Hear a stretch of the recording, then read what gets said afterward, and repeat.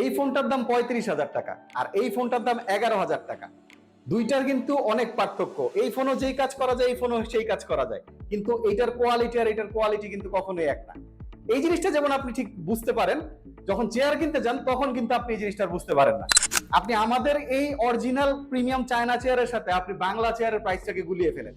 অনেকেই আমাদেরকে বলে যে ভাই এই চেয়ারটার দাম এত বেশি, অথচ আমি পাচ্ছি 3,000 4,000 এই টাকা দামে, আপনাদেরটা কেন বেশি?